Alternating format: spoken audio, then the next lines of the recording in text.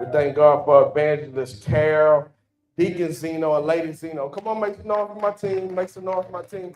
I just want to say I thank you. I love you. I appreciate you. And those of you that don't know, we got a conference coming up in May, so you'll be seeing some of those announcements as we come up. And it'll be in the same place as we build the district and build what God called us to do, so you can understand the difference between a fellowship and a partnership.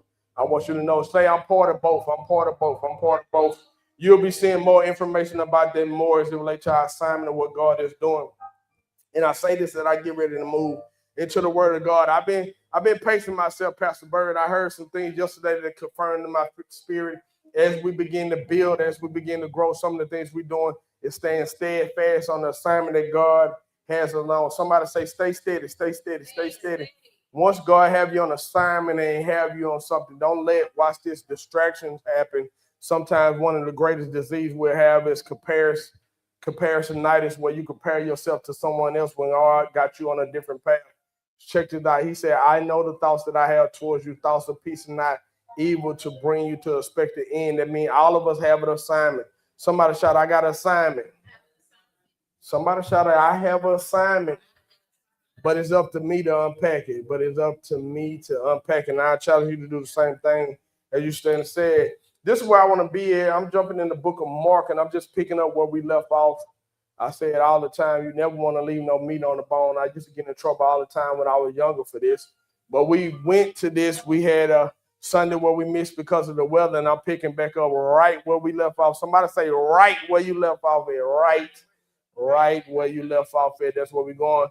I say all the time, if you would, go to your closest social media outlet, tell somebody you at Impact Church and this word got you feeling some type of way. And if you don't want to take a selfie of yourself, you can take a picture of me or Charles, because we stay photo ready. Y'all see the Charles with them pink bottoms on? Y'all tripping on this morning. He's stepping in the pink. Y'all going in. But we stay photo ready. So if you would, tell somebody you at Impact Church and this word got you feeling some type of way. I want to tell you, too, thank you for those of you that's sharing. And at the same time, we're airing on Impact Church Dfw. If you would share that as well. You say, why you do that evangelism 2026? I want to give y'all some good news. I told y'all we are a in-person church. We are an online church with an in-person option. I want to give y'all some good news. This is starting something, Jamie. You might need to help me with this. But we made $9.40 last month on Facebook. Hey, come on now. Hey, I inboxed Mark Zuckerberg and I asked him, do you want to pay his tithes? Do you want to pay? You want to pay your tithes? Hey, but I want to tell you that I want to encourage you, just those shares, just those numbers, y'all playing, but that right there could be life-changing as it relates to the life of this ministry and the assignment we have. Those $9.40 got me going crazy. So with that being said, stay tuned. Those of you that have any social media, know behind the scenes, I'm going to need your help. You'll hear more there at the end of the sermon, but I just want to put that out. Somebody say, good job. That's each and every one of you as you share. Coming from Mark chapter 6, I just want to lift one verse in your hearing. If you don't remember where we left out, make sure you go to our social media page. You can catch us. Those of you that watch online, if you see the post before this, you can catch the last sermon where we begin to talk about broken blessings. Mark chapter 6, verse 43 is where I want to pin the hat today, and we're going to find some work. Watch me on the time, Lady M, because I don't have a clock. Mark chapter 6, Mark chapter 6, verse 43. And he said that he took up 12 baskets full of fragments and of fish. One more time. And he took up the 12 baskets full of fragments. Yeah, he picked up the broken pieces. Come on, take your seats in the house of the Lord. For a little while, I want to talk about leftovers. Look at somebody close to you real quick and just say, I love leftovers. Yeah. He would talk about food on the fast, that is. Come on, find somebody else. Say, man, I don't know about you, but it's something different. Them leftovers just be hidden. Look at somebody and act like you got a little hood in you and just tell you, I love leftovers. I love leftovers. The grass wither, the flower fade. Bird said, depending on what it is. But the word of God shall stand forever. I don't know what it is, but I'm discovering something in it, and it's been a while. That watch this now. That most of the time, watch this unit. That most food tastes better later. I don't know what it is, Charles, but it's something like a day or two later. It seems like when the food just set for a minute and settle for a minute. It even said now that watch this now, things that melt and the season begin to set into it, because when you first get it, the season haven't yet set into the food because you haven't got a chance to let it settle. But when you take the time to let it settle, and I don't know, I'm in my 40s now, so a little bit different than in my 20s. I'm learning now when you let things settle, watch this now, it have more flavor and it have more pop because you done allowed it to take root and to set in long enough to give it a bold flavor instead of on top of the surface. It's like the difference between eating something out of a crock pot and a microwave. You ever know that? They both food, but it's just something different when somebody got a crock pot and they didn't took their time to prepare, they didn't took their time to season. I'm talking about the person that don't use no measuring cups, they don't use no spoon bird, they just take some, taste it a little bit, and they say, hey, get some more salt or get some more seasoning or get some more barley. And here it is now, they just sprinkle it in there until it gets seasoned right. Watching now versus just putting it 2 minutes in the microwave, and here it is, the corner hot bird, but the middle part still cold. It's because they haven't got a chance now to be ready. And I'm learning that's the way some things in life, watch this, Keith, we don't let things settle long enough. Yeah. I'm coming down your street in a minute. When I say, watch this, Charles, we don't let things settle long enough. Sometimes we so quick with things, just like the microwave, it don't have no weight to what it is we're doing. Yeah, anybody besides myself, you ever hit a hot pocket in the microwave real quick, and here it is, you pull it out real quick, 2 bites in, it's burning your mouth the first bite.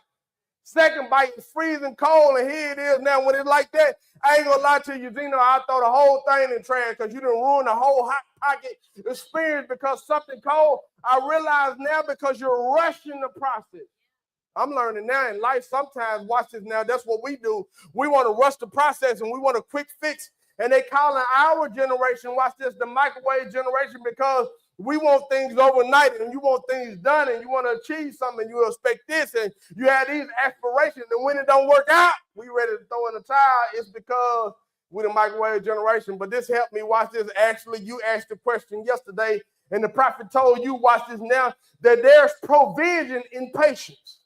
Yeah, I know he was talking to Ashley, but I ain't gonna lie, I stole that word. I said, I know you're talking to Ashley, but I think you're talking to me as well, because I learned that when you learn to have patience, when you could just settle for a minute, when you could just take your time and allow things to get to the bottom of it, sometimes to settle stuff out. Yeah, some of you looking at me in that tone of voice, but you wouldn't argue that much in your relationship. You just let stuff settle.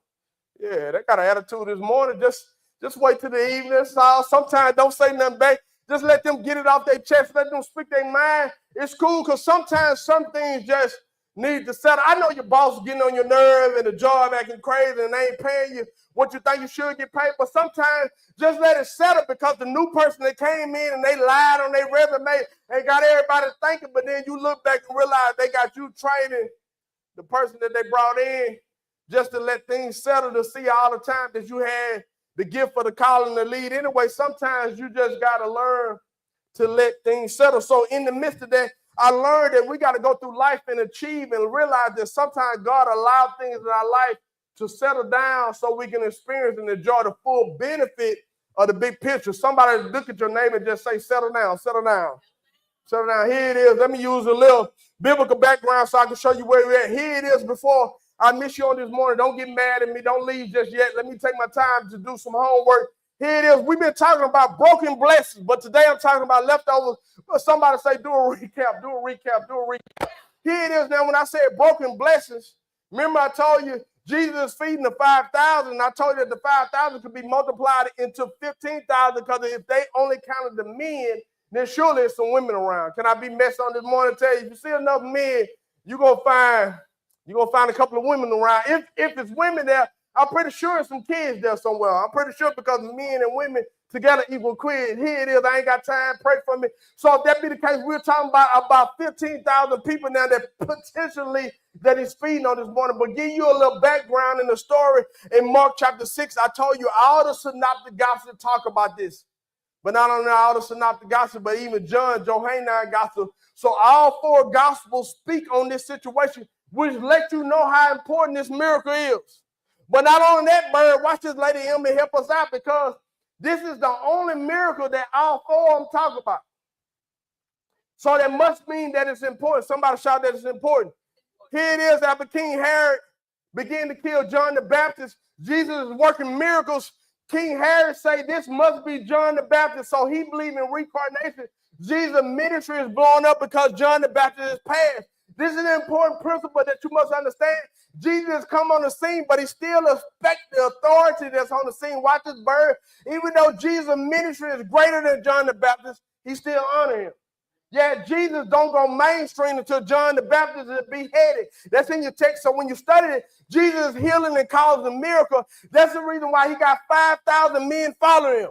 Yeah, so much so till they listen to him, Minister Charles, to the point that the men are watching him and listening to him. They don't go home to get something to eat. He preaches so good, Zeno, they fasting on accident. Yeah, they fasting. They fasting on accident. Here it is. They look up and they realize that everybody is hungry and don't have food. I got some homework to do here so I can see you. Philip say, listen, we can go to the market and buy some now. We have 200 denarii. What is that? What is 200 denarii? You put that in today's time, if we was to go through the money exchange, watch this, Lady M, that'll be roughly like $20,000. $20,000. It's literally 8 months worth of pay. It's literally 200 days worth of salary that they say we got. And they say that's not enough to feed everybody. Yeah, you can put that up. You can put that up, Philip. Here it is. Not only do Philip say that, but watch this now. Andrew come and say, there is somebody that got, watch this now, 5 loaves and 2 fish. We got a little boy. He was willing to offer up what God gave him. And I told y'all last time, this is important because Jesus' ministry go mainstream. He go from being private to being public because he feed the 5,000.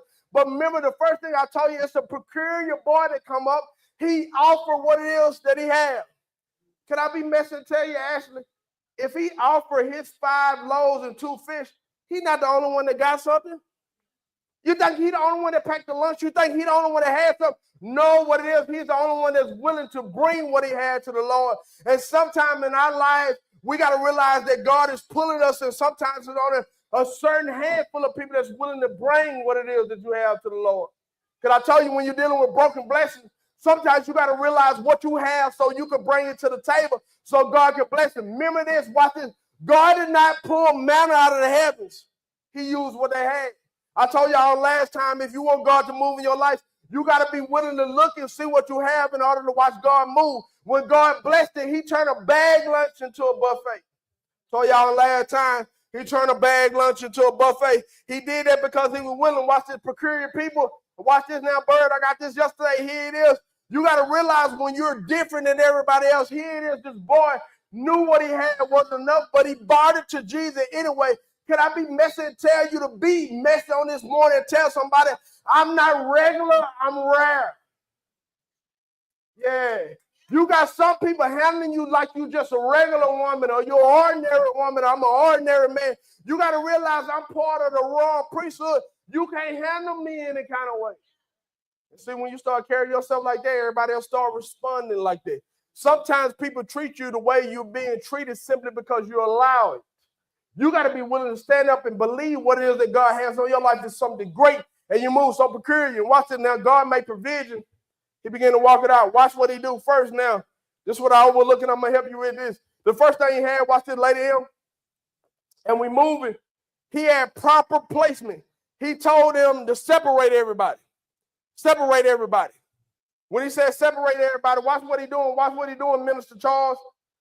Separation, structure, and strategy. He said, tell all the men to separate. Watch this, in groups of 50. But when they separate in groups of 50, watch it now.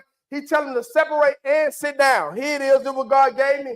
If you had groups of 50, almost 15,000 people, it'll be about 300 groups. Here it is, he telling them to separate, because sometimes separation in, watch this, in situation, it provides space so you can evaluate. Sometimes in our life, you got to take the time to separate from some of the situation that you're a part of and what you're in so you can evaluate the space. Coming in 2026, you should not be moving like you was in 2025.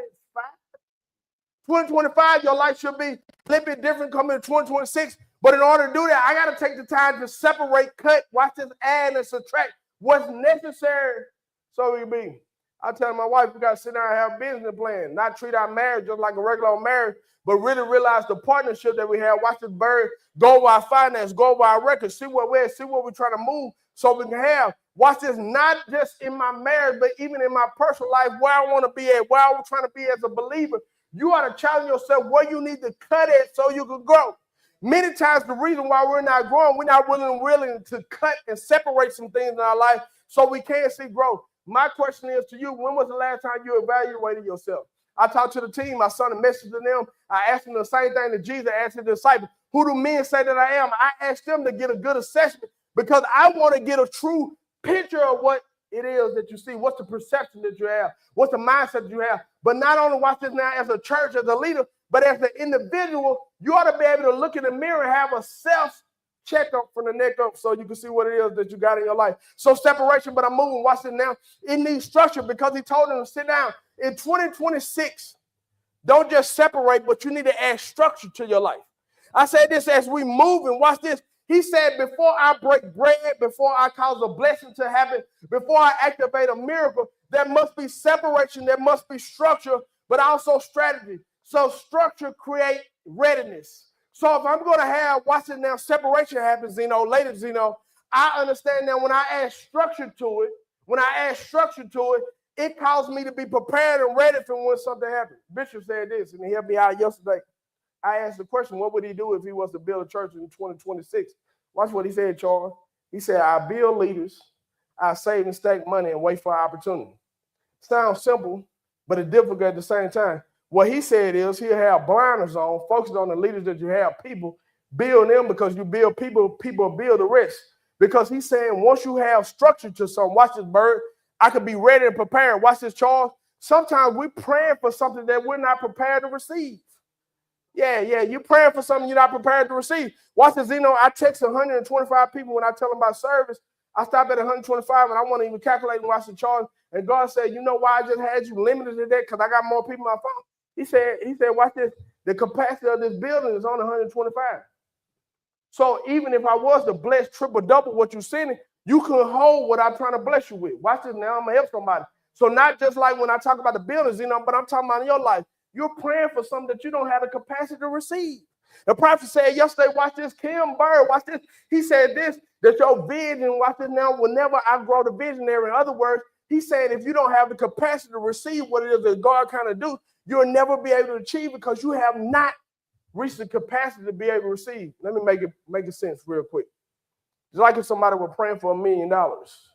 If you were praying for $1 million, the bank only insures $250,000. So if you was praying for $1 million, expecting to receive, Pastor Bird, you probably will need 4 different bank accounts in order to receive the $1 million in order to make sure it's insured. So what that means is preparation is necessary. I was talking to somebody who saying, yeah, man, I want to travel. I'm trying to go across seas and all that other stuff, but I ain't got my money right. This is what I said. Watch this unit. I said, did you at least get your passport?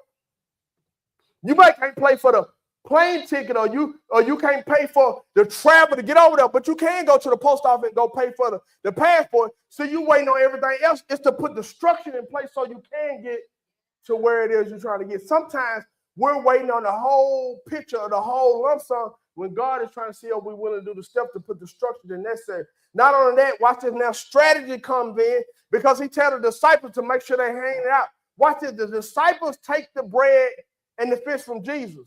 It wasn't none that he did. He had his leaders do it. This is how you know that you're partnering with the right people because they don't have a problem with sharing. They don't have a problem with connecting, and it's on purpose so you can grow and you can advance to the assignment that God has for you.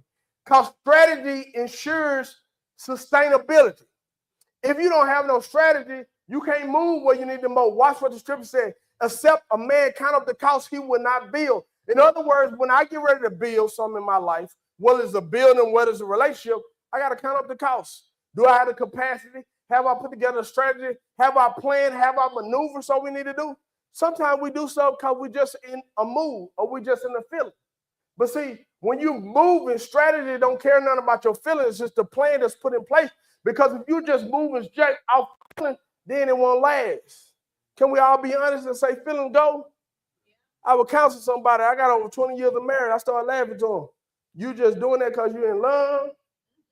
You think love gonna keep your marriage together? No. You think love? See, that's emotion. And so if you're making a long-term life decision off emotion, you ain't gonna last. Can my married people testify? Because can we be honest? Love is something you can be in and out of. One day I can't live without you. Next day I don't know how I picked this one.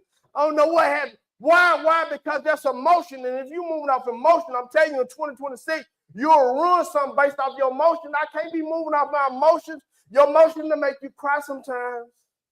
Yeah, that's a song. The emotion will have you in your feelings, and you'll make bad decisions based off your emotion. I can't let my emotion take control. Somebody say, take control of your emotions. So it is. Yeah. Order and structure do not restrict the blessing of God in your life.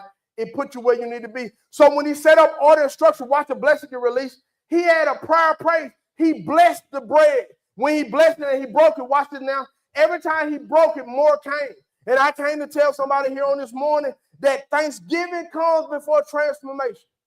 I want to tell you this. This blessed me here, and I ran with this last time. It blessed me. Watch this, missionary Karen. He blessed something that wasn't enough. And I want to ask you, are you in a place where you can bless something that's not enough? Can you tell God, thank you for the empty apartment, even though you want the house? Can you tell God, thank you for the dead-end job, even though you want to own your own business? Can you tell God, thank you for a relationship that's on the road, but I'm still trusting you and believing you in the process? Because God want to know, can Thanksgiving come before transition? It's a difficult thing to do because it's not something overnight. Am I willing to give thanks in the midst of this? So every time he thanked him, blessing came because he was able to break it. And it began to make something happen. It was productivity in the breaking because of precision. When he broke the bread, every time he broke it, I told y'all it was a prophetic parallel because that same breaking of the bread is when Jesus broke the bread to the disciple and he gave a piece of it to the disciple. He said, take, eat, this is my body. It's prophetically, he's showing us when he's feeding the 5,000 because he gave it to the 12 to give it out. It's the same thing he did at the Lord's Supper. He giving out. And I told y'all prophetically, that's what God did with his body, Pastor Bird. All of us can't handle the loaf. That's why you got different denominations. Somebody say, well, being a Christian, all that, why y'all got so many churches? Because nobody can hold the whole loaf. So you got people that believe in speaking in tongues, but then you got people that don't. You got people that believe in laying their hands, but then they want to argue about it. You got some people believe in women preachers, don't women preachers. Watch this, Bird. You got some people believe you ought to worship bombastic. Some people believe you ought to be reserved and just honor the Lord. Why? Because nobody got the whole loaf. All of us got a piece of it. The problem with the believer is, come in, Christian, let me Will Smith you real quick. You think your piece is the loaf. That's the problem with the believer. You think the piece he gave you is the whole loaf. We need prosperity preaching like we need faith preaching. I want somebody fire and brimstone preach. Hold on, that's good too. I want to go to heaven too. But can I have a nice home here too? Yeah, I want a nice home, but I want healing power too. My problem is I want the whole loaf, you know. That's how I get in trouble. I want all of it. I'm saying if he say we can speak in tongues, I want to talk to God too. I want to talk to the angel too. So I want the whole loaf. And that's why he says for Satan not to assembly together with believers. He's telling us that not just for you to come to Impact Church. We got to connect with our brothers and sisters. That's why I'm getting ready to bring some people together. Because I want y'all to see other gifts, other ministry, so we can grow, so you can get a piece of that loaf. Somebody say, I want the whole loaf. I want the whole loaf. Here it is. I'm moving. Here it is. Last but not least, here it is. I want to share with you. I saw this, and I'm gone. It blessed me when I saw this because it says now, he gave it out. Watch it now. Andrew, they didn't think it was enough. Isn't it amazing like God, he'll blow your mind? Andrew didn't think it was enough because he said, all I got, that 5 loaves, 2 fish. I just got it from the little boy.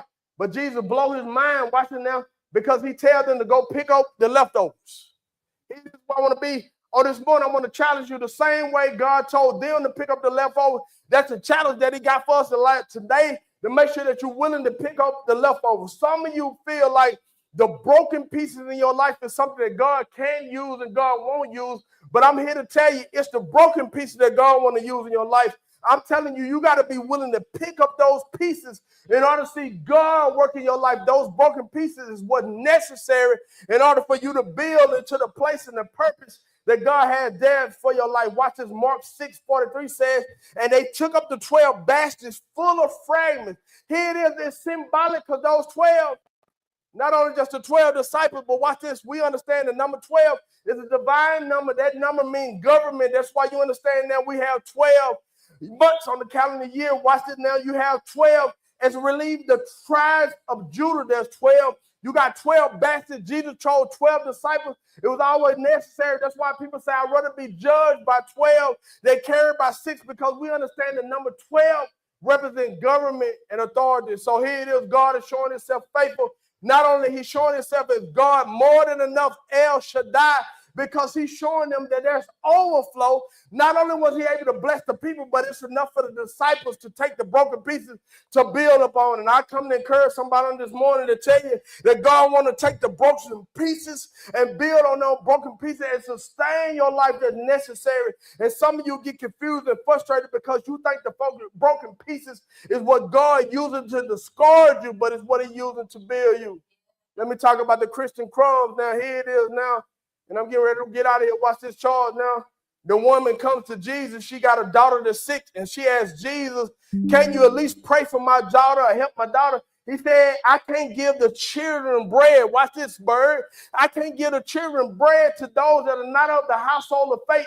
And then he called the woman a dog. And the woman said, even the dogs eat the crumbs from the children's table. So I realize now that the crumbs, watch this now and help me, missionary Kyle, the crumbs still got the same ingredients that the whole loaf got in. And what the woman was saying, watch this, Zeno, if I could just get the crumbs, it's enough ingredients in the leftover to still bless me with the same bread that the kids get. And I come to tell some believers on this morning, before you throw your piece in the trash and you think God don't want to use it, before you don't pick up your loaf and think God don't want to use the fragments of your life, I come to tell you that you got to pick up your piece. Look up your neighbor and say, pick up your piece, pick up your piece.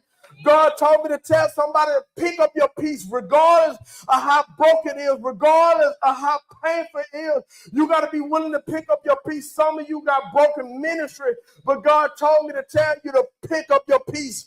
Some of you got broken mindsets, but God told me to tell you to pick up your piece. God told me that you got broken memories, but God told me to tell you to pick up your piece. Your broken piece will sustain you. Your broken piece will carry you. Your broken piece will make you whole. It's enough in every piece to sustain every part of your life. Look at your neighbor and say, pick up the pieces. Pick up the pieces. Pick up the pieces. Here it is what I want to play. Play softly for me. Play softly for me. This is what I want to be. Every believer. I want to share this with you. Sometimes in life, it can almost feel like you've been dealt a bad hand.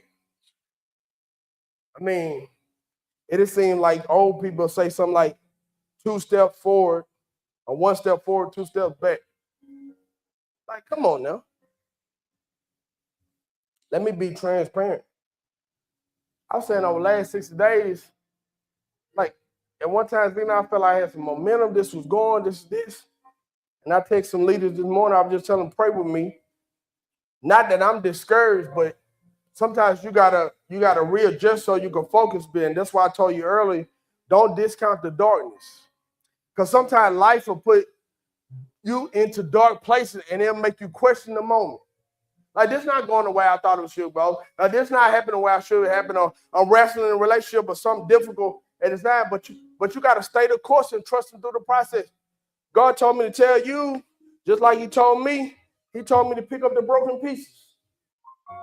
I said, God, you got to help me with this. You got to help me with this, because you do sometimes a lot of preaching, a lot of jumping, stop, good time in church. But he said, we don't want to deal with the brokenness, though.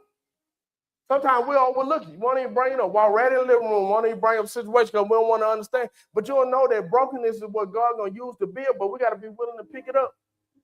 So when they picked up the fragment, watch what the disciples do. The disciples take the fragment with them. Watch this now.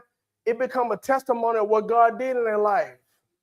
I want to tell you that you're overcomers by the words of your testimony. You got to use, watch this, Juna, the last broken thing that he got you over to get you over this one. What's up, little mom? She waving. I'm going to be doing all right. She waving at me. Here.